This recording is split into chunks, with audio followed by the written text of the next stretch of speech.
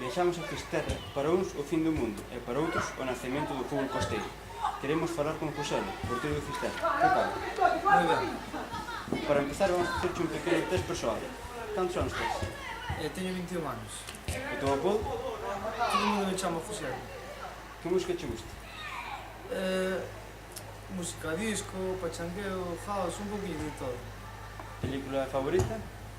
Troya, Gladiator, así desse tipo. Un libro que recomendas?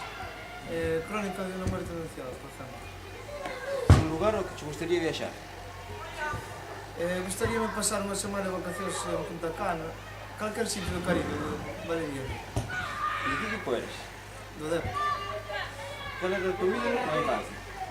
Bebeto. E actualmente que xogador che gusta máis? Vamos quedar con Casillas. Que che parece o diario digital que pasa na costa? Para calquer deportista da costa parece un luxo, porque podes en calquer momento entrar e consultar datos, crónicas, partes de acción. Un luxo. Agora falemos un pouco do tema deportivo. A que anos empezaste a xogar? Empecé con 6-7 anos en Benxamines. A ilusión de calquer neno é ser delantero, é marcar gols. Por que lle quixeches sacar esa ilusión poñendo debaixo dos paus? Pois a verdade é que non sei, sempre me gustou. Home, empecé xogando de porteiro e despois hasta cadetes non volvín coller os guantes, pero bueno, sempre tuve unha afición especial pola portería, non sei, gustame máis que calquer posto do campo. Como se ve un partido do Fisterra desde a portería? Home, aquí en Fisterra é un sitio peculiar, non? É un campo con moita xente, sempre tes un plus de responsabilidade, pero bueno, eso tamén axuda unha motivación extra, que moitas veces axuda, non? A vida de porteiro non é a mesma que de xogador de campo. Que ambiente tes co teu compañeiro e ao mesmo tempo rival? A verdade é que todos os porteiros que estamos aquí no Fisterra somos amigos, entrenamos todos xuntos, a verdade é que nese sentido, en vez de axudamos un ao outro, a competencia é un punto positivo neste caso. Falando da tempada actual, contando os partidos da casa serían os líderes, para fora queres a sexta plaza. A que se debe iso? A ver, a afición sempre axuda. Por exemplo, o último partido en o Camariñas, creo que había cerca de 500 personas. E eso, a ver, é un plus, non?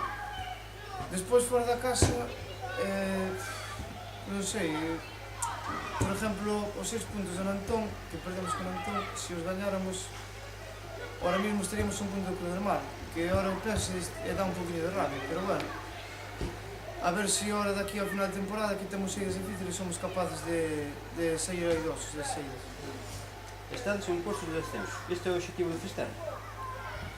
A ver, nun principio non nos marcamos obxectivos, pero ahora unha vez postos aí arriba temos que ir a morte hasta o final e intentar conseguir o ascenso, que é o que estamos intentando. Os delanteros que enfrentaches, cal foi o máis difícil de parar? Moitos, a verdade que moitos, pero bueno, voume quedar cos de Alberto e Toni, que están agora no Muros, no Dumbría, que a verdade que sempre que me enfrentan eles desde juveniles, sempre me marcaron, entonces teño como se fora unha espiña clavada contra eles. Na Copa da Costa este Fisterra pode dar que falar?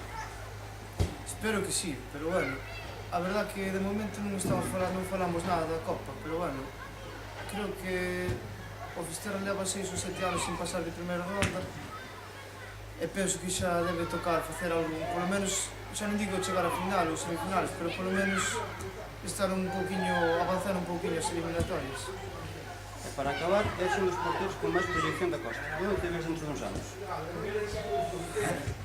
Home, a ver, non penso niso tampouco, pero bueno, a ver, a mí non sei, dentro duns anos, home, xogando fútbol, está claro, pero bueno, non sei, has de saber, non sei, a verdade que non teño ni idea.